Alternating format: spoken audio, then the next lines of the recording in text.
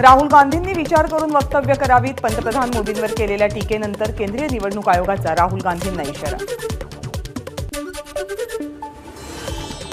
निवडणूक रोख्यांचा तपशील जाहीर करायला एसबीआयला मुदतवाढ मिळणार का? निर्णय पुढच्या आठवड्यात 30 जून पर्यंत मुदतवाढ द्या, एसबीआयची मागणी। नोएडा पश्चिम भागातील गौर सिटी सोसायटीमधल्या एका फ्लॅटला आग, अग्निशमन दलाकडून आगीवर नियंत्रण। त्रिपुरामधील प्रमुख विरोधी पक्ष टिपरामोथा भाजप सरकारमध्ये सहभागी। टिपरामोथाचे 13 आमदार सत्तेमध्ये सहभागी, दोघांना मंत्रीपद।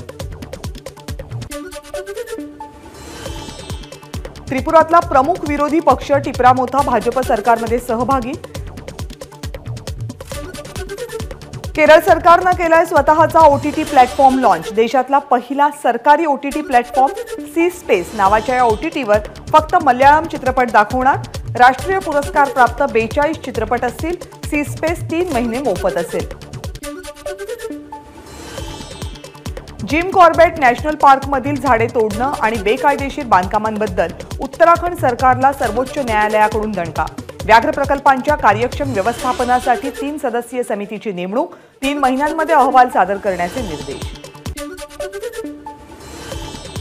कोलकाता हायकोर्टाच्या आदेशानंतर 26 तासांनी तृणमूल काँग्रेसचा निलंबित नेता शहाजहान शेख याचा ताबा सीबीआयकडे। शहाजहान शेख याची 12.78 कोटी रुपयांची मालमत्ता ईडीकडून जप्त। टीडीपी सोबत युतीची शक्यता कमी झाल्यामुळे आंध्र प्रदेशमध्ये भाजपकडून सर्व मतदारसंघांवर लढण्याची तयारी। कालच्या भाजपच्या बैठकीत महाराष्ट्रासह आंध्र प्रदेश, तामिळनाडू आणि छत्तीसगड या राज्यांच्या बाबतीत चर्चा। खेलो इंडियातील पदक विजेत्यांना मिळणार सरकारी नोकरी। केंद्रीय क्रीडा मंत्री अनुराग ठाकूर यांची घोषणा।